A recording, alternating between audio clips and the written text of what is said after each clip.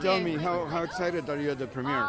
Well, I'm really excited for all these kids to see it. You know, I saw it with adults, so it's going to be so fun for, like, my nephews are here, and I think they're all going to love it. You know, I'm not 8 years old, and I love the movie. I think it works for everybody, don't you think? Yeah, it really is an all-ages film. You know, there's a lot of humor working on a lot of different levels, a lot of laughs. But I do think one of the great messages of the movie is that everybody has something special inside of them, and even if it's just a kindness to someone else, that will make you special to that person. How much are you like the main character, Lucy? A strong woman like that. I'm really like her. I really think she's a great role model for young girls. You know, she's a kick-butt heroine who's got a lot going on. This is your third, I think, animation experience. How would you compare it to live action? I mean, you do really well live action too, and You know, the positives are that you can try anything you want.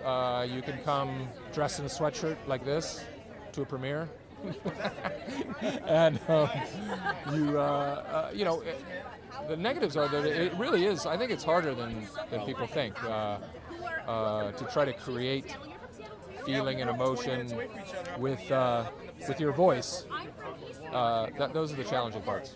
do your kids determine which films you have to do now? Are they telling you what to do? Almost. It's becoming increasingly aware of the business, and they definitely advised me to do this one. How was your experience? I guess this is your first animated movie experience. Yeah, and it's getting used to. I've never done it before, and it's not bad life.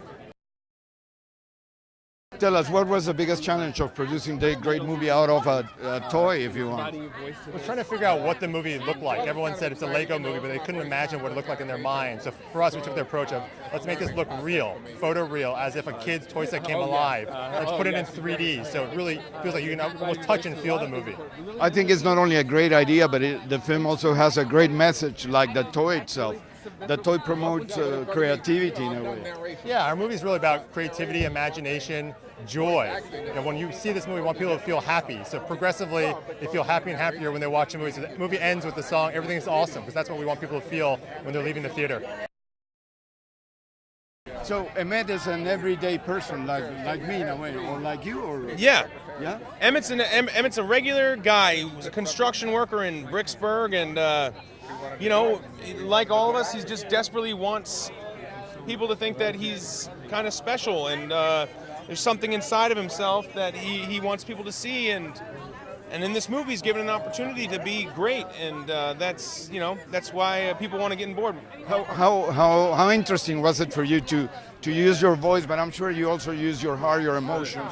The only thing is that you don't appear, and you created this character. Oh man, it's the best. It's the best to be able to have your voice used and your spirit used, but not worry about what you look like. It really allows you to be just totally free, and you do end up making a lot of big movements and silly faces that you might not be able to make on camera because you'd be self-conscious. So really, at least for me, the experience has been something that was really liberating.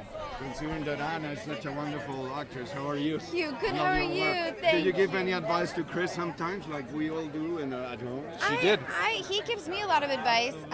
It's interesting because with voice work, you really do. It is so much more physical, I think, than you realize. And so I think we talked a lot about how when you're saying the lines that you should make the motion, and if you're running, then you run, or if you're proclaiming something, I think you have to be physically loud with your body as well. Yeah, it's true.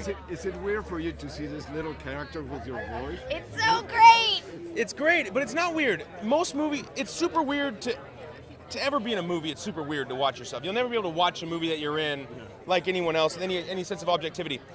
This was less weird though, because I didn't see my face, so I wasn't like picking my face apart thinking, oh, why did I do that with my nostril, or it's like this little guy. I kind of got swept up in the story immediately, so it was less weird. It was less weird than any other movie. There's a lot of work, no? Yes, Oh, yeah. no kidding. We're exhausted. Yeah, we started writing it 4 years ago, and now we finished writing it about 3 weeks ago. So it's been kind of a crazy trip, but it's been a lot of fun. We had an amazing cast and an incredibly talented crew. making the thing incredible. Yeah. I thought the film had a great action, drama, comedy. You really care for the characters. How does one accomplish that with these little figurines from? Oh yeah. Well, that was kind of the joke, right? To like tell a big action comedy with these little guys. Like that's sort of the inherent joke of the entire movie. In a way, you've given Lego a human dimension, which is great. Through the Yeah, well, one of the things that's really like one of the things we're proudest of in the movie is that our crew was able to get so much emotion out of these very simple figures that really can't bend their elbows and can only move their head like this. And the limitations were allowed for really creative solutions, and people were really fun.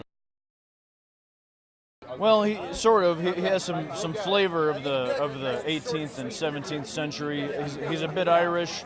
He seems like he's had his share of rum, but he's an old soldier who lost his body in earlier battles against this bad guy, Lord Business, and so he's cobbled together this sort of robot pirate body out of sharks and cannons and parrots, and he gets along quite well.